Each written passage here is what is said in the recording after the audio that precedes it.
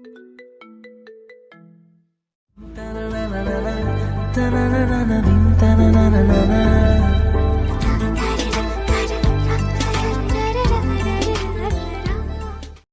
কত শত দিন চলে গেল, হারিয়ে গেল মুখের হাসি। আমি আজও যে আমার না হওয়া মানুষটাকে ভালোবাসি। আরো যাবে দিন, আরো যাবে সময়, আমি কাটাতে পারবো না তার শহরের মায়া। খানবাড়ির সব লোকজন চুপচাপ বসে আছে, কারো মুখে কোনো কথা নেই, সবার মুখে চিন্তার ছাপ। আজ খানবাড়ির বড় ছেলে শায়ান খানের বিয়ে ছিল।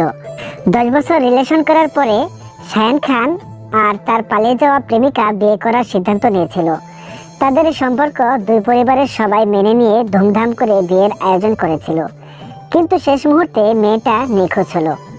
বাড়ির সবার মাঝে শায়ানও বসে আছে। পুরো বাড়িতে মেহমান গিজগিজ করছে। নীরবতা ভেঙে আরমান খান উঠে দাঁড়ায়। তিনি বলেন, তুলির সাথে শায়ানের বিয়ে হবে। ওনার কথায় সবাই ওনার দিকে তাকায়। ওনার এই কথাটা কেউ হজম করতে পারছে না, কারণ তুলির মাত্র 15 বছর আর শায়ানের 27 বছর। এটা কি করে হয়? বাবা, আপনি এটা কি বলছেন? তুলির বাবা নেই, তুলির মা আর তুলির দায়িত্ব তুলির বড় বাবা নিয়েছে। আমি ঠিকই বলছি বৌমা, এছাড়া আর কোনো উপায় নেই। কি বাবা, তুলি তো... বৌমা, আর কোনো কথা নয়, তুলিকে সাজিয়ে নিয়ে আসো। দাদু, আমি ওকে বিয়ে করব না। আমি ওকে বিয়ে করব না। আমি কারো সিদ্ধান্ত জানতে চাইনি, আমি যা বলেছি তাই হবে। আরমান খান চলে যায়। শায়ান ওর বাবাকে বলে, বাবা, তুমি কিছু করো। শায়ান প্লিজ, যা করার তুমি করেছো, এবার অন্তত একটু শান্তি দাও। সাজাদ খানও চলে যায়, তুলিকে নিয়ে যায় সাজাতে। খুব ভালোভাবে শায়ান আর তুলির বিয়েটা সম্পন্ন হয়। বাসর ঘরে বসে দিয়ে গেছে তুলিকে শায়ানের বোন আর কিছু কাজিন মিলে। একা বসে তুলি বোর হচ্ছে, তার উপর আবার ভারী ভারী গহনা আর লেহেঙ্গা। এগুলো এবার খুলে ফেলা উচিত, কিন্তু এগুলো খুলে পরবো কি? আর মা জামাইকে একা ছাড়লো, আমি একা ঘুমাবো কিভাবে? এসব ভাবছে আর পরার মতো কিছু খুঁজছে। অবশেষে শাইনের একটা সাদা শার্ট পরে আর টাইস, গহনা লেহেঙ্গা একপাশে রেখে ঘুমানোর জন্য বেডে বসে। তখন দরজা খোলার শব্দ পায়। তুলি উঠে দাঁড়ায়। শায়ান ভেতরে ঢুকে তুলির দিকে তাকিয়ে দেখে ওর শার্ট পরে আছে। এমনিতেই শায়ানের মাথাটা গরম, তার উপর আবার নিজের শার্ট তুলির গায়ে দেখে আরো রেগে যায়। তুলি তো ভয়ে শেষ, কাচুমাচু হয়ে দাঁড়িয়ে আছে। তুই আমার শার্ট কেন পরেছিস? আসলে... আসলে নকলে বোঝাতে আসবি না। তোর সাহস হয় কি করে আমার শার্ট পরার? আর কখনো যদি দেখি তো মেরে ফেলবো। আর তুই আমার ঘরে কেন? আমাকে এখানে থাকতে বলেছে। তোকে এখানে থাকতে বললো আর তুইও নাচতে নাচতে চলে এলি? আমি তো নাচতে নাচতে আসিনি, হেঁটে হেঁটে এসেছি। চুপ, খুব বেয়াদব হয়েছিস, মুখে মুখে আবার তর্ক করছিস। তুলি এবার কেঁদে ফেলে, কিন্তু শব্দ না করে কাঁদে। শায়ান বালিশ নিয়ে বেলকনিতে চলে যায়। তুলি মুখ ভেঙচি কেটে বিছানায় শুয়ে পড়ে। বেলকনির দোলনায় আদাশোয়া হয়ে শায়ান সিগারেটের ধোঁয়া ওড়াচ্ছে। সকালে মায়ের ডাকে ঘুম ভাঙে তুলির। ঘুম ঘুম কণ্ঠে বলে, কি হয়েছে মা, ডাকছো কেন? ডাকছি কেন? কত বেলা হয়েছে, সে খেয়াল আছে? শায়ন তো কখন উঠে বেরিয়ে গেছে। দূর মা, ওই শায়ন ফ্যানের কথা বলো না তো। কেন বলবো না, ও তোর স্বামী, আমার থেকে গুণে গুণে 13 বছর বড়। এই বই রাখাটা কি করে স্বামী হয়? তুলি, এমন কথা যেন আর কখনো না শুনি। স্বামীকে সম্মান করতে শেখো। তুলির মা চলে যায়। তুলি ফ্রেশ হয়ে নিচে যায়। সবাই যে যার কাজে বেজে। তুলি খাবারের থালাটা নিয়ে টিভি অন করে মোটু পাতলু কার্টুন দেখছে আর খাচ্ছে। হঠাৎ দেখে শায়ান বড় একটা লাগেজ হাতে নিয়ে বের হচ্ছে। কোথায় যাচ্ছ? চিটাগাং। তুমি কোথাও যাবে না, আর যদি যাও তাহলে তুলিকে নিয়ে যাও। আমি যাব না। তোকে আমি নিলে তো যাবি। আমি গেলে তো আপনি নেবেন আমায়? আমার মুখের উপর কথা বলিস, এত সাহস পাস কোথায়? চুপ করো তোমরা। শ্যান, তুলি তোমার স্ত্রী, তো ওর দায়িত্ব তোমার। তো তুমি যদি কোথাও যাও তো তুলিকে নিয়ে যাবে, আর না নিলে তোমার যা হবে না। শায়ানের বাবা চলে যায়।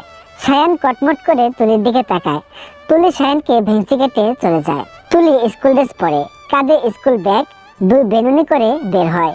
তুলির দাদু আরমান খান তুলিকে ডাকে। দাদু, ডেকেছো? আজ স্কুলে যেতে হবে না। কিন্তু দাদু... যাও শাড়ি পরে সুন্দর করে সাজগোজ করো, একটু পরেই মেহমান চলে আসবে। তুলি আর কি করবে, অসহায় মুখ করে রুমে চলে আসে। তুলির রুমে রুহি আসে। তুলি, তোমার শাড়ি গহনা, চলো তোমায় আমি হেল্প করি। আপু, এসব শাড়ি গহনা আমার ভালো লাগে না। আচ্ছা, একটা গাউন পরি। তুলি, তোমায় এটা পরতেই হবে। রুহি তুলিকে শাড়ি পরিয়ে সুন্দর করে সাজিয়ে দেয়। সারাদিন তুলিকে সারা দুনিয়ার সাথে পরিচয় করে দেওয়া হয়। রাত 10টায় তুলিকে ছাড়া হয়। তুলি রুমে এসে হাঁপ ছেড়ে বাঁচে। আল্লাহ, গোটা দুনিয়ায় আর বোধহয় কেউ বাকি নেই। সবাই আজ আমাকে চিনে গেল। শায়ান খানের বউ তুলি খান। তখন সায়ান রুমে আসে। তুলির দিকে একটু তাকিয়ে ওয়াশরুমে চলে যায়। তুলি সায়ানের চলে যাওয়া দেখে আলমারির কাছে চলে যায়। ওই, একদম আমার শার্ট পরবি না। তুলি আলমারি খুলতে গিয়েছিল, সায়ানের কথায় পেছনে তাকায়। আপনার কেন মনে হয় আমি প্রতিদিনই আপনার শার্ট পরবো? মনে হওয়ার কিছু নেই, তুই এখনই আলমারি খুলে আমার শার্ট নিতে গিয়েছিলি। ওভার স্মার্ট, যত সব।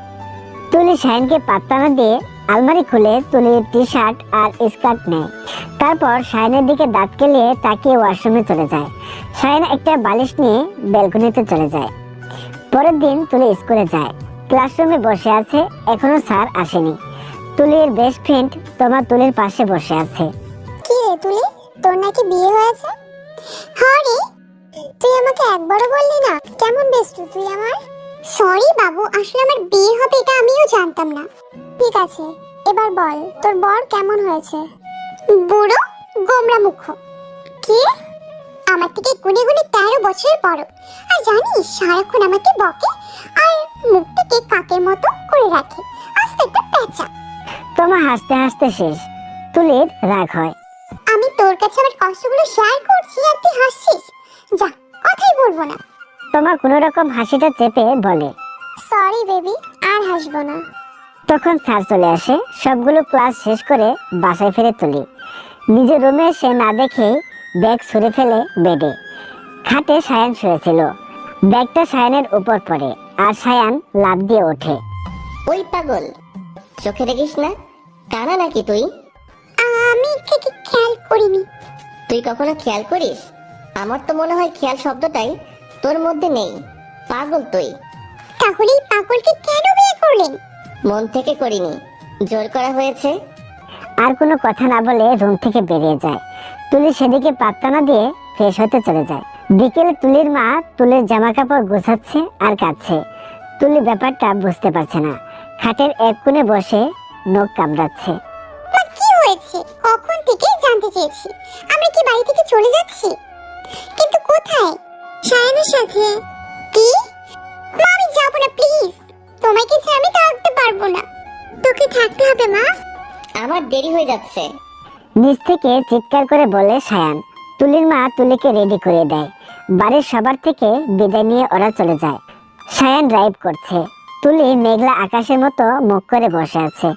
সায়ানের ফোনে ফোন আসে। সায়ান রিসিভ করে। হ্যালো, সায়ান, কেমন আছো? মেয়েটার কণ্ঠ শুনে সায়ান একবার তুলির দিকে তাকায়। মায়া তুমি কেন করলে এমন? আর এখন কেনই বা ফোন করেছো? বেঁচে আছি কিনা জানতে? সায়ান, সরি, আমি ইচ্ছে করে করিনি কিছু। তোমার কোনো কথা শুনবো না। বাই। আর কখনো ফোন দেবে না। সায়ান ফোনটা আছাড় মেরে দেয়। তুলি ভয়ে কেঁপে ওঠে। সায়ান ফুল স্পিডে গাড়ি চালাচ্ছে। তুলি ভয়ে শেষ। না জানি কখন অ্যাক্সিডেন্ট হয়ে যায়। তুলি কিছু বলারও সাহস পাচ্ছে না। কিছু বললেই ধমক দেবে, তাই বসে বসে দোয়া পড়ছে। হঠাৎ করে সায়ানের গাড়িটা একটা গাছের সাথে বাড়ি খায়। তুলি মাথায় আঘাত পায়, মাথা কেটে যায়। সায়ানও একটু ব্যথা পায়। তুলি রাগে গিজগিজ করে বলে, আপনি মানুষ? আপনার পার্সোনাল লাইফের প্রবলেমের জন্য আমাকে কেন এভাবে হেনস্থা করছেন? আমার বাবা নেই বলে, আমার পাশে দাঁড়ানোর মতো কেউ নেই বলে? খুব খারাপ আপনি। তুলি গাড়ির দরজা খুলে বেরিয়ে যায়। রাস্তার পাশে বসে কাঁদতে থাকে। সায়ান গাড়িতেই বসে আছে।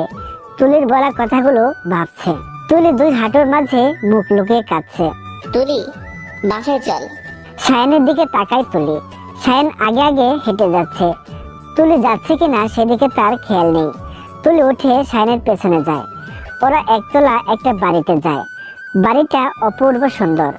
বাড়িটার সামনে 10 তলা একটা বিল্ডিং। সায়ান বাড়িতে ঢুকে একটা রুমে গিয়ে ধপ করে দরজাটা লাগিয়ে দেয়। তুলি অন্য একটা রুমে যায়, মাথা থেকে রক্ত ঝরছে। তুলি আয়নার সামনে দাঁড়িয়ে ওনা দিয়ে রক্ত মুছে নেয়। তারপর ড্রেস চেঞ্জ করে রান্নাঘরের দিকে যায়। রান্নাঘরে অনেক খুঁজে কোনো খাবার পায় না তুলি, শুধু নুডলসের প্যাকেট আছে। ফ্রিজ খুলে দেখে সেখানে মাছ, মাংস, ডিম সব আছে। তুলি আবার নুডলস রান্না করবে। তুলি শুধু তুলির জন্য নুডলস রান্না করে সোফায় বসে টিভি অন করে টিভি দেখছে আর নুডলস খাচ্ছে। সায়ান রুম থেকে বেরিয়ে দেখে তুলি পায়ের উপর পা রেখে নুডলস খাচ্ছে। সায়ান তুলির দিকে একটু তাকিয়ে রান্নাঘরে চলে যায়। সায়ানও নুডলস রান্না করে খায়। তুলি ঘুমানোর জন্য একটা রুমে যায়, সায়ানের পাশের রুম। কিন্তু ওখানে থাকতে তুলির ভয় করছে, তাই বালিশ নিয়ে সায়ানের রুমে চলে যায়। তুলি দরজার বাইরে দাঁড়িয়ে একটু উকি দেয়, দেখে রুমে কেউ নেই। তুলি চোরের মতো পা টিপে টিপে বিছানায় গিয়ে শুয়ে পড়ে। সায়ান ব্যালকনি থেকে রুমে এসে দেখে তুলি চাদর মুড়ি দিয়ে শুয়ে আছে। সায়ান এক টান দিয়ে চাদর সরিয়ে ফেলে। তুলি ধরফরিয়ে উঠে বসে। সায়ান রাগী সুরে বলে, তুই এখানে কেন? আমার ওই রুমে ভয় করছে। আমার বাড়িতে ভূত নেই, তাই ভয় পাওয়ার কিছু নেই। ঠিক আছে, তুই এই রুমে থাক, আমি ওই রুমে যাই। সায়ান বালিশ নিয়ে যেতে নেয়। তুলি দৌড়ে সায়ানের সামনে যায়। কি হয়েছে? আমি আপনার সাথে ঘুমাবো। আমি তোর সাথে ঘুমাবো না। এমন করেন কেন? আমি তো আপনার বোন। আপনার না হই চাচাতো বোন তো। তো তো আমার প্রতি আপনার একটা দায়িত্ব আছে। আমি যদি আপনার আপন ছোট বোন হতাম তাহলে কি এমন করতে পারতেন ভাইয়া? সায়ান এবার কি বলবে বুঝতে পারছে না। তুলির কথায় অসম্ভব রাগ হচ্ছে, চিৎকার করে বলে, সামনে থেকে সর। তুলি ভয় পেয়ে সরে যায়। রুমের লাইট জ্বালিয়ে শুয়ে পড়ে তুলি। সায়ান অন্য রুমে চলে যায়। চাদর মুড়ি দিয়ে ভয়ে ভয়ে তুলি ঘুমিয়ে পড়ে। সকালে সায়ান রান্না করছে। তুলিকে চিটাগংয়ের একটা স্কুলে ভর্তি করানো হয়েছে। তুলি স্কুলে যাওয়ার জন্য রেডি হচ্ছে। চুলগুলো ঝুটি করে স্কুল ড্রেস পরে তুলি রান্নাঘরে যায়। সায়ান এক দৃষ্টিতে তুলির দিকে তাকিয়ে আছে। আসলে সায়ান কখনো তুলিকে ভালো করে দেখেনি। তুলির যখন 4 বছর বয়স তখন সায়ান বিদেশে চলে যায়, আর বিদেশ থেকে ফেরার পরে বিয়ে নিয়ে বিজি হয়ে যায়। তুলি সায়ানের সামনে তুলি বাজায়। হ্যালো ভাইয়া, আপনি আমার দিকে নজর দিচ্ছেন কেন? ফালতু কথা বাদ দে। ফালতু কথা কি? সত্যি কথাই তো বললাম। তোর কাছে কেউ জানতে চাইনি যে তুই সত্যি বলেছিস নাকি মিথ্যে বলেছিস। এবার খাবারটা খেয়ে আমাকে উদ্ধার কর আর স্কুলে চলে যা। তুলি মুখ বেঁকিয়ে খাবারটা নিয়ে টেবিলে চলে যায়। খাবার খেয়ে স্কুল ব্যাগ কাঁধে ঝুলিয়ে সায়ানের রুমে উকি দেয়। সায়ান অফিসের জন্য তৈরি হচ্ছে। ভাইয়া, কি চাই? বলছিলাম কি তোমার গাড়িতে করে আমাকে একটু স্কুলে ড্রপ করে দেবে? সায়ান চোখ ছোট ছোট করে তুলির দিকে তাকায়। খুব শখ না আমার সাথে স্কুলে যাওয়ার? না, বাট আজ ফার্স্ট ডে তো একা একা নার্ভাস লাগছে। সো সরি, আমার সময় নেই। আর নেক্সট টাইম আমার থেকে কোনো হেল্প চাইবে না। আমি তোকে কোনো হেল্প করব না। নিজের লড়াই নিজে করতে শেখ। এই মানুষটা এমন কেন? মানুষের খারাপ সময় পিছু টানে। তুলি হাঁটতে হাঁটতে স্কুলে যাচ্ছে। বাসার কাছেই স্কুল, তাই হেঁটে যাচ্ছে। তুলির ফোন নেই, তাই ভেবেছিল সায়ানকে বলবে একটা ফোন কিনে দিতে, কিন্তু ওনার যা মেজাজ। থাক বাবা, আমি একাই ফোন কিনবো, টাকা তো আছেই। এসব ভাবতে ভাবতে তুলি স্কুলে চলে আসে। কিন্তু এখন হয়েছে আরেক জ্বালা। তুলির ক্লাস কোনটা তুলি জানে না। এখন কি করবে? স্কুলের মাঠে দাঁড়িয়ে ভাবছে কোনটা 9-এর ক্লাস। এত এত ক্লাসরুমের মধ্যে খুঁজে পাচ্ছে না। Any problem? কোনো একটা ছেলের কণ্ঠ পেয়ে ছেলেটার দিকে তাকায় তুলি। একগাল হাসি নিয়ে দাঁড়িয়ে আছে সুদর্শন একটা যুবক, দেখতে মাশাআল্লাহ। তুলি তাকিয়ে আছে। আই নো আমি খুব স্মার্ট, তাই বলে এইভাবে তাকিয়ে থাকবে? তুলি হকচকিয়ে চোখ সরিয়ে নেয়, তারপর আমতা আমতা করে বলে, আমি এই স্কুলে নতুন, তো আমি আমার ক্লাসরুমটা খুঁজে পাচ্ছি না। ও আচ্ছা, এই ব্যাপার। তো কোন ক্লাসে পড়ো? ক্লাস 9-এ। আমার সাথে এসো। তুলি ছেলেটার পেছনে যায়। 2 তলার 3 নম্বর রুমের সামনে এসে ছেলেটা দাঁড়ায়। এই নাও, এটা তোমার ক্লাসরুম। ধন্যবাদ। আচ্ছা, বাই দ্য ওয়ে, নাম কি তোমার? তাইবা তাজনিম তুলি। Nice name. আমি রাফসান রিক। আচ্ছা, ক্লাসে যাও। তুলি ক্লাসরুমে গিয়ে দ্বিতীয় সিটে গিয়ে বসে। তুলির পাশে একটা মেয়ে বসেছে। হাই, তুমি কি নিউ? আজই ফার্স্ট ডে। ও, আমি প্রভা। তোমার নাম? তুলি। তাইবা তাজনিম তুলি। মেয়েটার সাথে তুলির ফ্রেন্ডশিপ হয়ে যায়। ফার্স্ট বেলে একটা টিচার আসে, ভালোভাবে ক্লাসটা শেষ হয়। সেকেন্ড ক্লাসে যে স্যারটা আসে তাকে দেখে তুলি হা, সবাই বসে পড়েছে, তুলি দাঁড়িয়েই আছে। মিস তুলি, আপনাকে কি বসার জন্য নেমন্তন্ন করতে হবে? রিকের কথায় তুলি ঠাস করে বসে পড়ে। ক্লাসের সব ছেলেমেয়েরা হাসতে থাকে। রিক ধমক দেয়। রিক তুলিদের ইংলিশ টিচার। ক্লাস শেষে তুলি আর প্রভা কথা বলতে বলতে বাইরে আসছে। তুলি, আমার এখন ইংলিশ কোচিং আছে রে। আমার ইংলিশ কোচিং করতে হবে। তাহলে তো ভালোই হলো, তুই আর আমি একসাথে কোচিং করতে পারবো। স্যারের সাথে কথা বলতে হবে তো। চল এখনই বলি। এখন? চল। তুলি আর প্রভা রিকের অফিসে চলে যায়। May I come in sir? Yes, come. Sir, Tuli আপনার কাছে ইংলিশ পড়তে চাই। ঠিক আছে। কোচিং শেষে বাসায় চলে আসে তুলি। খুব খিদে পেয়েছে, সে সকালে খেয়েছে, এখন 5টা বাজে। খাবার টেবিলের সামনে গিয়ে দেখে ডাল ভাত আর মাছ রান্না করা। তুলি ফ্রেশ না হয়ে খেতে বসে। রাত 10টায় সায়ান বাসায় ফেরে। বাসায় ফিরে তুলি রুমে নক না করে ঢোকে। তুলি ড্রেস চেঞ্জ করছিল। সায়ান ওভাবে ঢুকে পড়ায় দুজনে মুখোমুখি হয়। সায়ান তুলিকে দেখে ঘুরে দাঁড়ায়। তুলি তাড়াহুড়ো করে ড্রেস পরে। আপনি নক না করে আমার রুমে ঢুকেছেন? সায়ান তুলির হাত ধরে তুলিকে কাছে এনে শান্ত গলায় বলে, তুই দরজা লক না করে ড্রেস চেঞ্জ কেন করছিলি? যদি কেউ চলে আসতো? যদি কেউ আসতো মানে কি? হ্যাঁ, এসেছে তো। নেক্সট টাইম আর কখনো নক না করে ঢুকবেন না। সায়ান কিছু না বলে তুলির দিকে তাকিয়ে আছে। তুলি ভয় পেয়ে যায়। এভাবে তাকিয়ে আছেন কেন? আর আমাকে ছাড়ুন। সায়ান তুলিকে ছেড়ে দেয়। খেতে আয়। আমি খেয়েছি। সায়ান ভেবেছিল তুলি খায়নি। সায়ান কিছু না বলে চলে যায়। তুলি একটু পর বই পড়ে শুয়ে পড়ে। আজ ফ্রাইডে, স্কুল বন্ধ, কিন্তু কোচিং আছে। 10টায় কোচিং। তুলি জিন্স টপ পরে, চুলগুলো ঝুটি করে, চোখে কাজল, ঠোঁটে হালকা লিপস্টিক নিয়ে যাওয়ার জন্য পা বাড়ায়। তখন সায়ান ডাকে, কোথায় যাচ্ছিস? কোচিং আছে। কাল স্কুলে গেলি আর কোচিংও ঠিক করে ফেললি? ইয়া, বিকজ তাইবা তাসমিন তুলি সবকিছুতেই ফার্স্ট। Very good. ওড়না নিয়ে যা। মানে?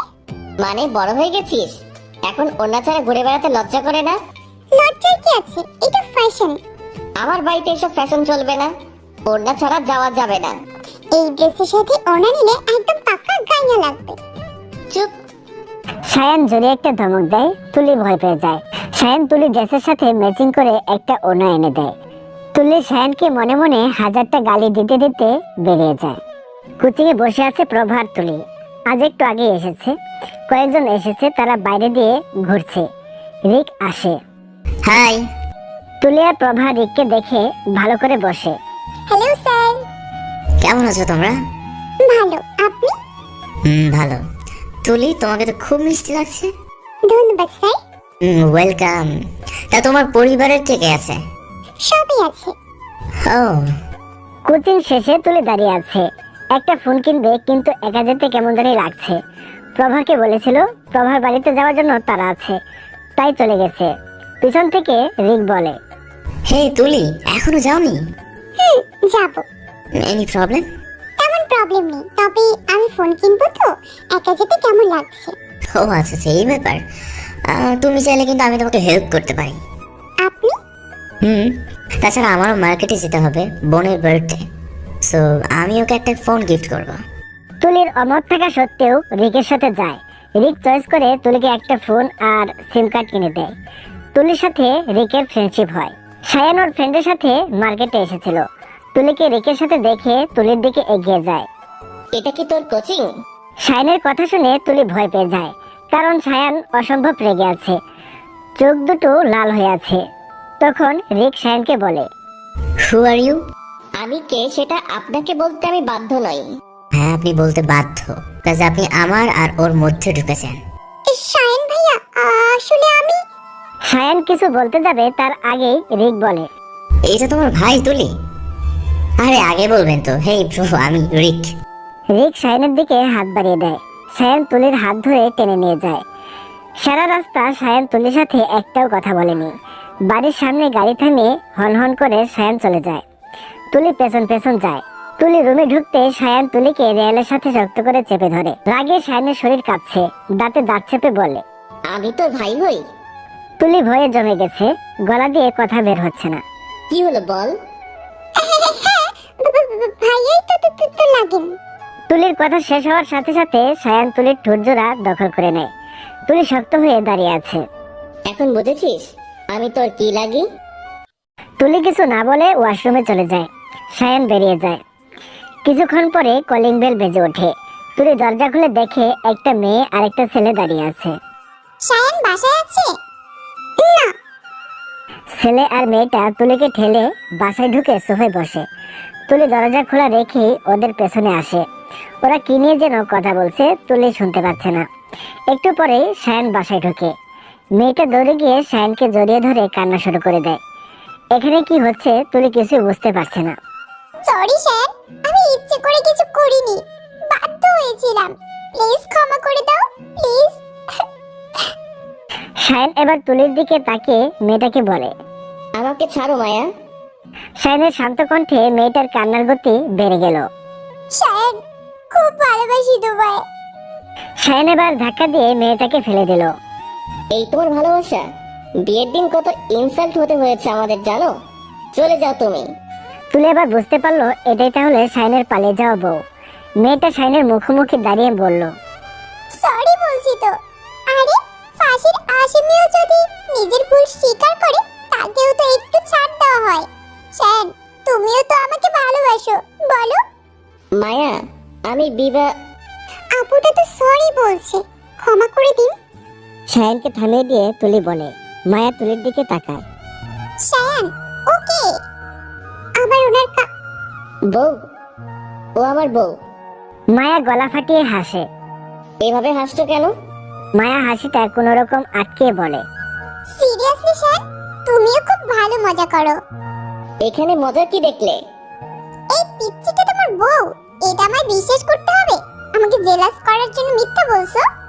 মায়া, শান, আমি জানি আমার শান শুধু আমার।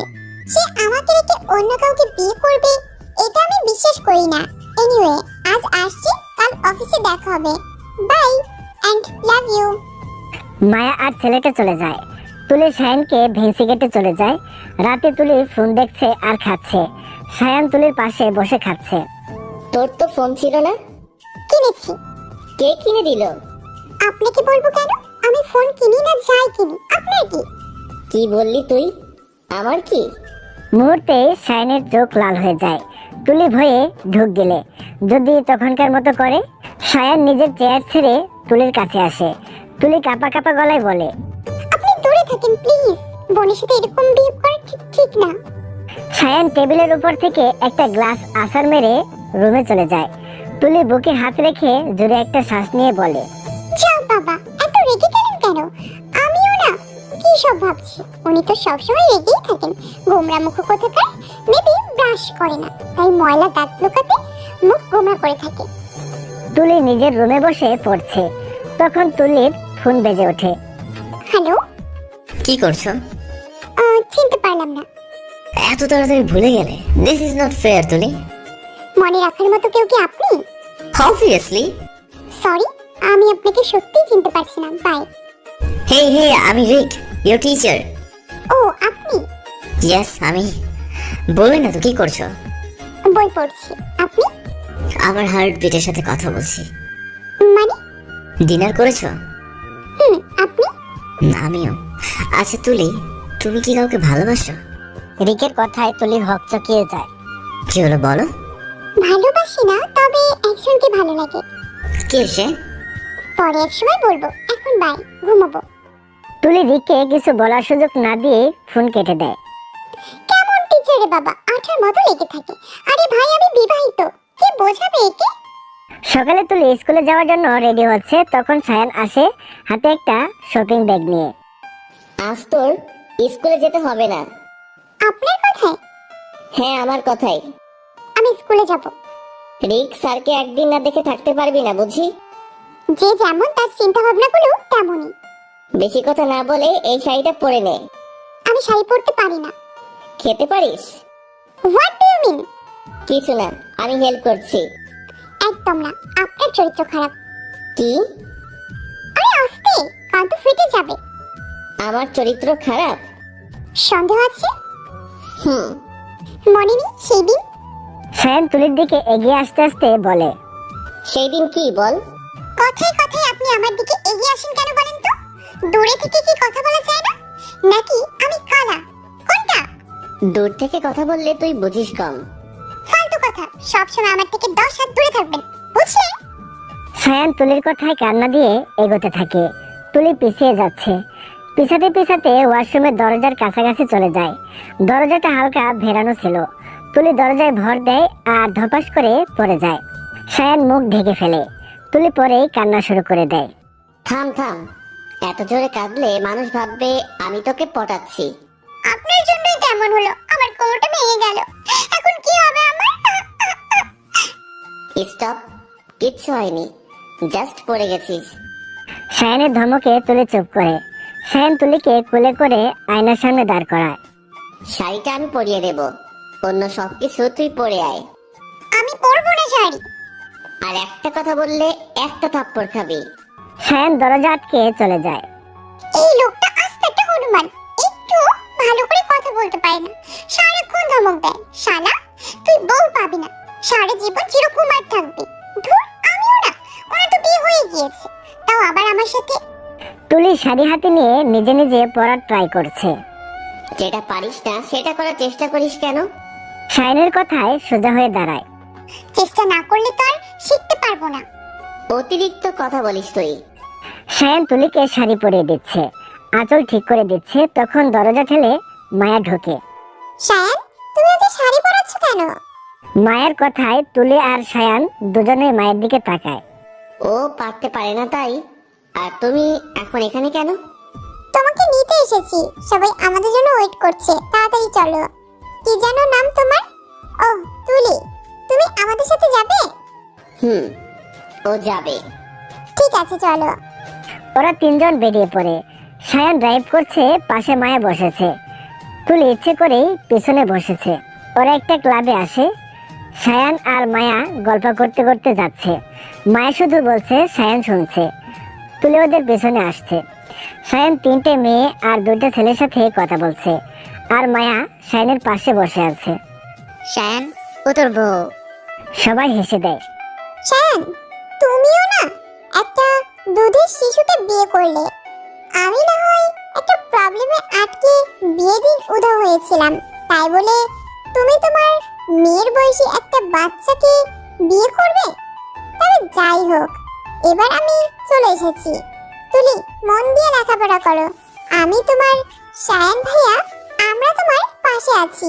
অনেক বড় হও, তারপর ভালো ছেলে দেখে তোমার বিয়ে দেব।